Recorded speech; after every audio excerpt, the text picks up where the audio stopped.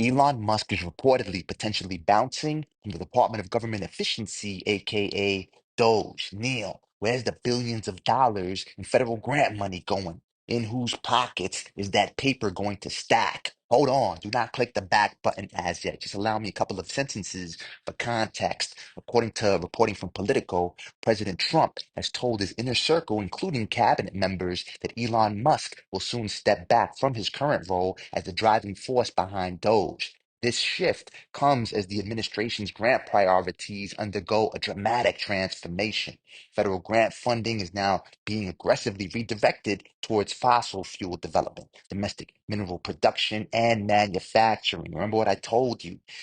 Manufacture or make the clown rice where people are most hungry. It's not the healthiest option. Perhaps it's not the option that comes to mind if you have all this time. Nonetheless, if you're coming out of a sports stadium or wherever and you're hungry for it, then you're going to hop on it. Same thing. Go ahead and position your organization to be able to provide services for mineral production, for manufacturing. As you remember, when I told you the Small Business Administration through its newsroom, revealed that it will ensure that it does everything to promote the administration's initiatives to foster growth of manufacturing in the states. That's why you got all of these announcements about the tariffs. You'll hear more of that shortly. The Department of Interior is focusing on opening federal lands to mining projects, while the Department of Defense is leveraging the Defense Production Act to stimulate critical mineral production. So, if, for instance, you are able to pick up lands close to that area, maybe through sheriff auctions, perhaps through tax lien auctions, who knows? I mean, as I've told you before on this channel, go ahead and click the subscribe button, click the bell notification to stay on top of every grant taking and cash making opportunity that I encounter. That if you seek real estate, with no money down through wholesaling, you may be able to find these types of opportunities where you're able to get property perhaps around these facilities where they're going to ensure that they stimulate critical mineral production. And perhaps you could even rent out rooms or apartments to federal employees, organizations that win grants and funding to go ahead and execute these projects. Meanwhile, private investments in domestic manufacturing being highlighted as alternatives to direct federal grants. As I told you, they're opening up loans and all types of funding grants for organizations that plan to line up manufacturing facilities here, right here in the States. For small business owners and aspiring entrepreneurs, the shift presents both challenges and opportunities because if you operated under the guys that you'd get funding because you were behind DEI, or for instance, these grant funding programs are getting cut across the board, then you're not going to enjoy the same type of benefit that you did under other administrations, according to grant funding analysis from Grant Watch, which is Grant Search database. Those who can align their ventures with the administration's priorities stand to benefit. Remember, it's all about mission alignment. The Associated Press reports that small businesses in the energy sector should pivot toward fossil fuel support services, as the Department of Energy is already terminating clean energy grants, including $5.3 million for energy efficient building retrofits and $1.5 million for electric vehicle initiatives. Holland and Knight attorneys note that the mining sector offers promising opportunities following the March 20th executive order directing the Small Business Administration to enhance financing for small businesses in critical minerals. So, how do you get involved in that business? If you don't know, you better ask somebody, which is the same thing that we covered during last week's talk, where I had an entrepreneur who has raised $1.2 million in grant funding since for the past 2 years without applying for one grant. It's all through making connections. How do I get the hookup? Same philosophy that people had in mind when you were in the hood and were like, listen, you only get a good job if you got the hookup. I got the hookup, which is why I got to work with the Barack Obama presidential campaign back in 2012, with the Trump organization prior to the politics and all these other iconic brands through making connections. How do I deliver value in a networking setting? How do I approach people with whom I want to operate solely, ensuring that I focus my time to ensuring that I'm always operating with people with whom I want to work. I mean, that's basically what it is. That's all I have time for. I've got obligations, so do you. So if you're spending time, even with people that you love, I mean, on the corners or whatever, I never thought there was anything wrong with that, but it's wasting your most essential resource, which is your time that does not come back. So ensure that you get in these situations where you can get closer to people that can get you this grant money, they can get you this contracting money, that can ensure that you drive your business forward. We discussed that at length with this nonprofit leader here in North Carolina drops crazy gems. People were reporting that it was information that they never have seen before in regards to applying for grants. He's on target to raise $10 million. You want to pick up the recording. The link to do it is in the video description below. And upon buying the recording, you also get free tickets to my master class, the mega master class on getting money by any means necessary. In other words, raising capital to bring your projects to life. Friday, 3:30 p.m. EST, April 4th, 2025. You may want to even pick up a recording of that. Go ahead. The link is in the video description below. Grant Watch also identifies defense and cybersecurity ventures as likely to see increased federal R&D support. Meanwhile, vocational training programs may find federal backing as the administration returns to approaches from Trump's first term that emphasized workforce development to reduce dependency on government assistance. Now, don't let that knock you. That does not mean that you are ineligible because, I mean, I've got a friend and I'll introduce you to him as well during one of our talks and on the channel. I was speaking to him yesterday. He put together a nonprofit organization, also raises grant funding, and he provides this type of vocational support to people who live in public housing. And he even issues grants. Hey, Officer Green, how you doing? He even issues grants to organizations of, I believe, up to $2,000 to fund their projects to get inventory. All right, bottom rung income generating people. And I'll introduce you to him so you can start to see exactly what are the types of connections that he has made to fund his program. Nobody pays for it in terms of the people that work with NYCHA, but he gets grant funding and he's able to help as many people in the BIPOC community, people that are underserved. At the same time, hundreds of clean energy grants are being terminated or placed under review. The Department of Energy has already canceled awards to retrofit energy efficient buildings and electric vehicle projects, with approximately 300 additional clean energy initiatives at risk. The EPA has attempted to terminate $20 billion in green banks grants through a federal judge has temporarily blocked this action. CHIPS Act grants remain in limbo as President Trump has called for ending the $52.7 billion semiconductor subsidy program altogether. While funding already dispersed is likely safe, future allegations remain uncertain even as the administration's touts TSMC's $100 billion private investment in U.S. chip manufacturing. Now, that's something that is going to be very hard to stop because semiconductors, they drive manufacturing across the board. A lot of these chips, this chip funding is aiming to fund also the materials required to drive AI innovation, artificial intelligence. And as you may very well know, if you don't, you better ask somebody, click the subscribe button, click the bell notifications there on top of every single grant taking opportunity that I encounter. President Donald Trump, during his campaign, stated that he wanted the United States to be a leader in AI development and innovation. So if he stops that, he may stunt the country's growth in that sector. Behind all these funding shifts looms DOGE's controversial approach to government efficiency. Nearly 40% of contracts canceled by the agency weren't expected to produce any actual savings, according to independent analyses. Critics argue that agency is taking a slash and burn approach rather than implementing substantive reports. So they're cutting all of these programs, nonetheless, they're not producing alternatives. Musk's potential departure comes on the heels of a significant political setback. On Tuesday, a conservative judge heavily supported by Musk lost his Wisconsin Supreme Court bid by 10 points, despite the billionaire pouring millions of dollars into the race. So perhaps it's not all about the paper. We're starting to note that it may be about the paper at the same time. I'll go ahead and show you shortly. You're throwing millions of dollars, deploying it towards something that does not work. But as Hebrews 11:1 reads, there's no evidence pointing that that's a success. That's why they're probably talking about, listen, let's get this guy out of here because it may start to cause problems that we may not want to handle. And Musk, being the real president of the United States, the real leader of the free world, can't be officially the president.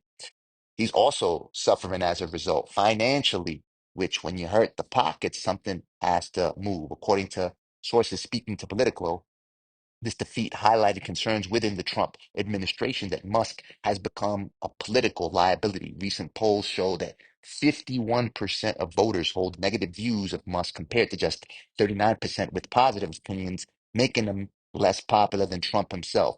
When news of Musk's potential departure broke yesterday, Tesla shares immediately reversed course, climbing 5% after being down more than 6% earlier in the day. Meanwhile, defense contractor Lados Holdings jumped 5.9%, making it the biggest gainer in the S&P 500 that day. So this reaction, it tells you two stories. Investors see Musk's potential return to focusing on his businesses as positive for Tesla, while defense contractors stand to benefit if DOGE's aggressive cost cutting at federal agencies winds down because they'll open up more contracts potentially, and people who have also suffered declines in contracting through the federal government and other agencies may also be able to have a better chance of winning these contracts and winning grant funding because they won't have such a tight leash on what's going down. So the key thing was, listen, you got this guy over here, he's slashing and burning. If he comes down, then that potentially may not pressure the rest of the organization because the Doge project is going to continue to slash and burn. This timing is particularly notable given Musk's own acknowledgement of how his government role has hurt his own personal wealth. That's what I was telling you about. Since Tesla stock hit its December peak, Musk's net worth plummeted by approximately $121 billion, though he remains the world's richest person with a fortune still exceeding $330 billion. So regardless of what, $120 billion hit because he's popping off, talking out of his neck, and he's got the kid there and insulting the president and wilding. So, they're like, nah, it's not worth it for $121 billion hit. I'm like, nah, you know what I'm saying? That's what? Almost half of his net worth wiped out just because he wants to talk out of his neck in the Oval Office and all these places. So when it hits the pocketbook, that's when you start to see change come into place. The White House quickly denied the political report. Press Secretary Carolyn Levitt called it garbage, tweeting that Musk will only depart when his incredible work at Doge is complete. Musk himself responded on X with, yeah, fake news. However, he has previously indicated he would step down when his 130-day stint as a special government employee ends in late May. All this comes against the backdrop of President Trump's sweeping new tariffs announced just yesterday. The timing is notable. Markets are tanking. Analysts suggest the administration may be shifting focus from domestic cost cutting to trade policy as its primary economic strategy. Is it a distraction or is it perhaps to open up the floodgates to American manufacturing? Nonetheless, as you can clearly see, as prices of imports go up, then even American manufacturers may want to make their products just a little bit less expensive than products coming from China and other places. The tariffs, which impose baseline rates of 10% on nearly all imports, with higher rates for countries like China, 54%, the EU, 20%, and Vietnam, 46%, sent markets tumbling. These tariffs are expected to raise prices for American consumers across a wide range of products, electronics, clothing, food, and building. Reportedly, the Trump administration is calling for buying eggs from, or they're already doing it from like Mexico and these other countries. So who knows what's going to happen with the demand of eggs. I'm interested in eggs. I always eat my egg whites every single day, and I'm coming out my pockets. Now they're at the lowest, what, 40 cents a piece? Economists estimate households could face between $1,000 to $2,000 in additional costs, with one Federal Reserve model suggesting the tariffs could add up to 2.2 percentage points to core inflation. So the amount of products that you're able to purchase with your dollar will decrease. According to these projections, the media has played a significant role in amplifying this conflict. Continuous coverage of protests outside Tesla dealerships galvanized opposition to Musk and Doge while giving platform to organizers of movements like Tesla Takedown, which explicitly aims to damage Musk's wealth and influence by encouraging Tesla boycotts. Demonstrators have gathered at more than 50 Tesla showrooms across the United States with the explicit goal to sell your Teslas, dump your stock, join the picket lines in protest of Musk's role with Doge. So this media attention has coincided with alarming acts of violence against Tesla facilities and vehicles. Since Trump's inauguration, more than a dozen violent or destructive acts have been directed at Tesla properties.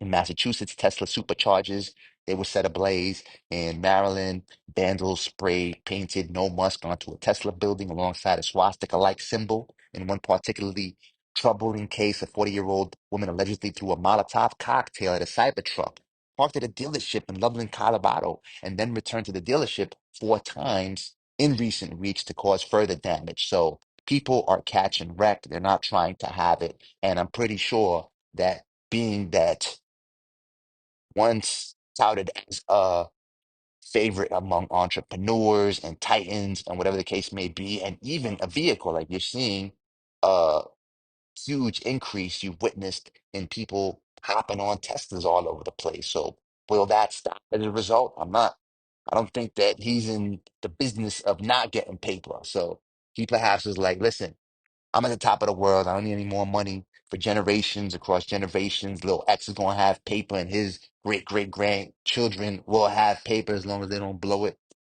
So what's the point of, let me just make some noise before I go. But now that you're seeing that your net worth may not extend as far as you thought from that perspective, then he's just like, you know what, let me just get off of it. And then as a result, it may free up funding. At the very least, you want to take note, as I said before, of all of the sectors that the federal government is funding right now. If you're serious about getting grants, and also run up on the talk I have 3:30, and I'm making it very cost effective, as low as what, 5 bones. Hop on it. The link is in the video description below. In my analysis, the timing of these events is significant as the administration shifts focus to its reciprocal tariff strategy. We may be seeing a strategic pivot from domestic cost cutting to a trade policy aimed at reviving American manufacturing. As I told you before, Trump's sweeping tariffs are explicitly designed to promote domestic production. As the Small Business Administration revealed, it's promoting. The White House claims the tariffs during Trump's first term strengthened the U.S. economy and led to significant reshoring in manufacturing. Nonetheless, his administration is framing these measures as a way to address trade imbalances that have cost America millions of manufacturing jobs over the past 3 decades. Reports may stand in opposition nonetheless. The path to price stabilization remains unclear. When Trump imposed tariffs during his first term, some product prices rose substantially. U.S. tariffs on imported washing machines between 2018 and 2023, for instance, increased the price of laundry equipment by 34%, with prices only falling once the tariffs expired. While supporters claim minimal inflation impacts, a model from the Federal Reserve Bank of Boston suggests these new tariffs could add up to 2.2 percentage points to core inflation in an extreme scenario. The big question now is, how long will it take for prices to stabilize? Consumers are likely to feel the impact immediately on imported goods, everything that's coming from elsewhere, which is practically what, 98% of what you got in your home, unless you're like me and still hoarding some US made Samsonite luggage and some European manufactured Brooks Brothers suits and stuff like that that actually was higher quality of what you're getting now. Like the Samsonite luggage, it's got like these fat zippers that you don't see anymore. Now they just bend and break like nothing. They only take a couple of trips for them to start to deteriorate.